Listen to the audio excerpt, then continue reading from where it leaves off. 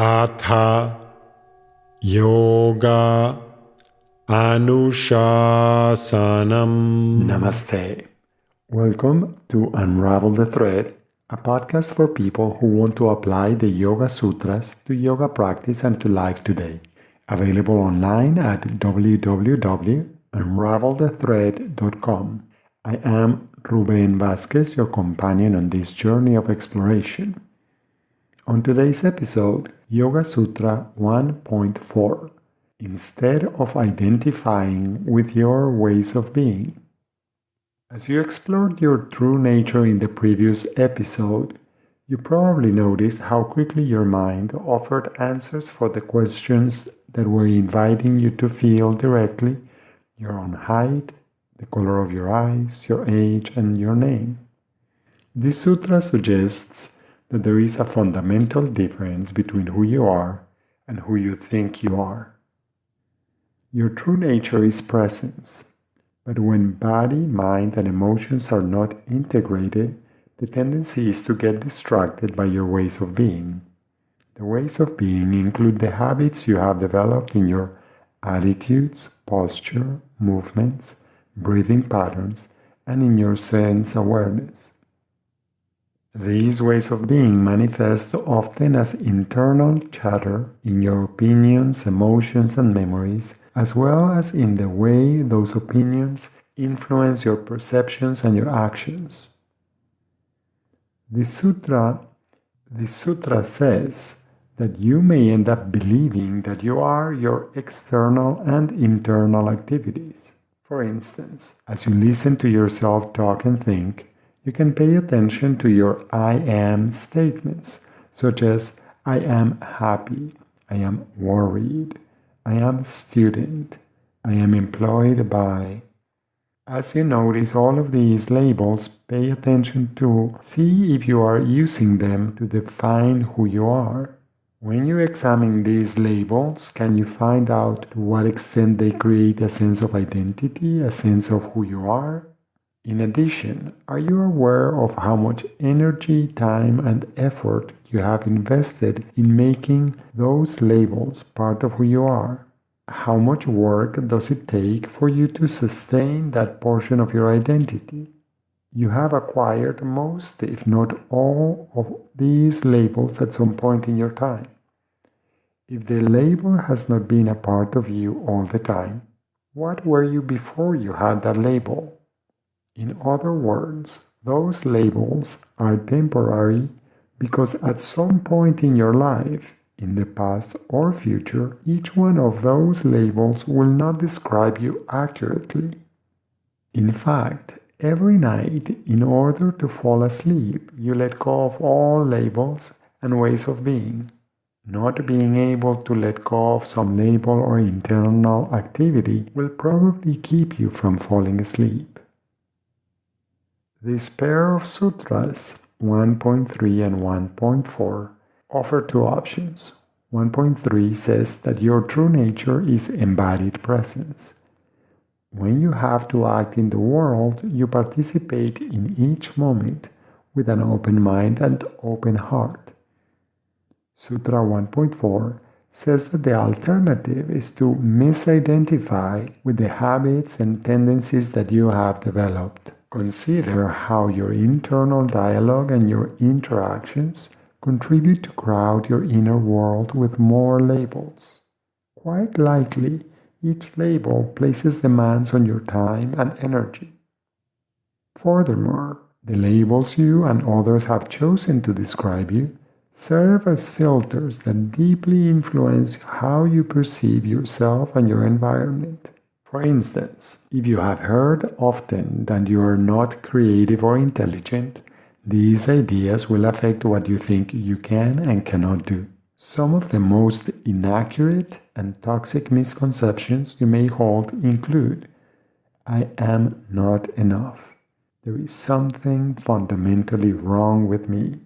I am incomplete. I am not good enough. Becoming aware of these statements invites you to contemplate how your own ways of being contribute to the quality of your participation in each moment. Are there some ways of being that are not essential to your life? You may answer this question through inquiring into who you think you are. You may also revisit the ideas from the previous episode regarding your true nature. In addition, you can try to notice what you make important in your life. We can explore the meaning of this sutra with this simple exercise. Who do I think I am? Take a few minutes to write down words that you use to describe yourself. Free write, so that there is no editing or censoring. Just write whatever comes to mind. Ready? Pause the recording and start writing answers to the questions, who do I think I am? Now review the list of words you wrote and ask yourself, how long has this word been an accurate descriptor of who I am? Have I always used each of these words to describe myself? When did I start using some of these words to describe me? How long will each of these words describe me accurately? Can you think of similar labels you used in the past, but that you no longer use? How many of these words are essential? In other words, how many of these labels capture the complete essence of who you are? Are there any labels that have always described you accurately? As you go through this inquiry, you can contemplate the different ideas you identify with. You will probably see how some of those ideas have changed over time. Some of them might be more recent than others, and there may be others that are no longer accurate descriptors of how you see yourself. Furthermore, as you consider your ways of being and labels, remember that a label that is useful in one situation may be unhelpful or irrelevant in a different context. For instance, being organized and systematic can be useful when you are analyzing or calculating something. However, if you are too systematic, you may lose the creativity offered by being spontaneous and carefree. Is being stuck in one mode of operation an obstacle to responding congruently to the changing circumstances in your life? After doing this exercise, we can pay attention to our actions to notice if they reflect what we think. Many of us find that there is a gap between what we think and say is important and what we invest our time, energy, and money on. This gap is precisely what this sutra is pointing out, the inconsistencies between what we think or say and what we do. Besides, is it possible that most labels you use to describe yourself aren't essential to your being? Understanding this enables you to use your labels without believing that they make you who you are. Every day, at the end of the day, you can explore this verse by paying attention to the process of consciously and deliberately releasing all of your labels and ways of being. Notice how you feel as you let go. Be aware of emotional attachments to some of those ideas. Practicing this regularly can give you insights into your ways of being and into how you feel when you release them, as well as into how they influence the quality of your sleep. You can make note of the labels that you feel attached to and find hard to let go, as they may suggest fruitful paths of inquiry. Pondering these matters can help illuminate the main concept presented in verse 1.4, which is the human tendency to identify with our ways of being, such as our education, age, upbringing, and origin, as well as our pain, worries, anxieties, accomplishments, beliefs, and circumstances. Many of us may identify with our belongings, our bank account, our title, or profession. As we reflect on these ideas, Many of us can't help but hear a couple of questions in our heads. Are you trying to tell me that all of those things I have worked so hard for, like my degrees, positions, status, and belongings, are not who I am? And if I am not all of those things, then who am I? This is a perennial question. More than trying to find a static and definite answer, in yoga, we are trying to explore the direct experience of being who you are, whatever you are. Remember that in addition to ways of being in attitude, emotions, and thoughts, our bodies are molded by our postural habits and by our movement habits. If you wear the same pair of pants for a full week, when you take the pants off, you could easily see the shape that your body was most frequently in. You are actually shaping your own body with your activity patterns. So, if you sit for many hours a day in front of a computer, your body may take a certain shape. That shape will likely condition how you move as well as where your tension accumulates. That shape may also influence what kinds of movements you are able to do and what kind of movements are difficult for you. If you identify with your body, are you identifying with the conscious or unconscious shape that it has right now? Notice also that the definition of ways of being would suggest that your emotional patterns, like seeing the world as a place of scarcity or a place of abundance, will influence your thoughts, mood, choices, and actions.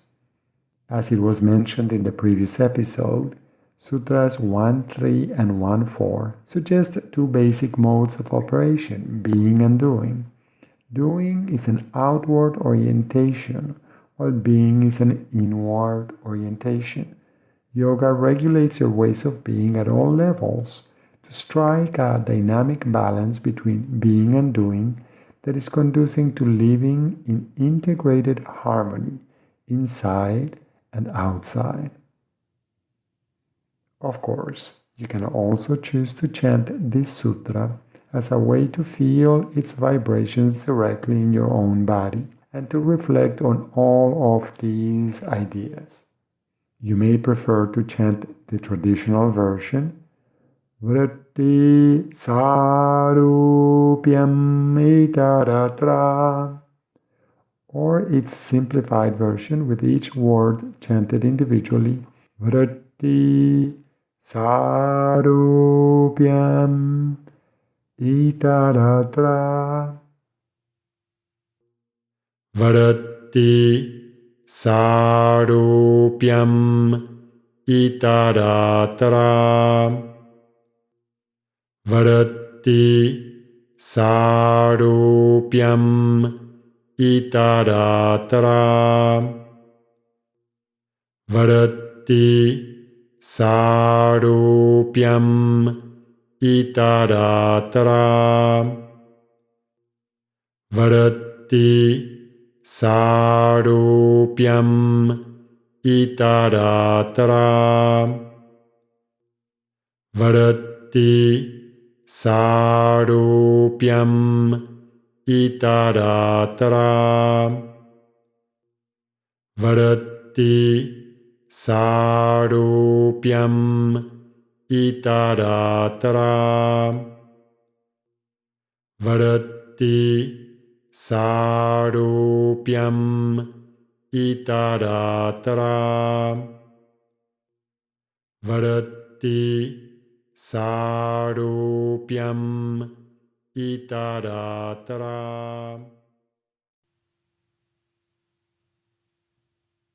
Thank you very much for listening. I hope you can join me for the next episode when we will continue exploring each individual sutra. Next time, Sutra 5 in Chapter 1. Please remember that you can find more information at unravelthethread.com. I would appreciate it if you could share this podcast with other like-minded people. Thank you.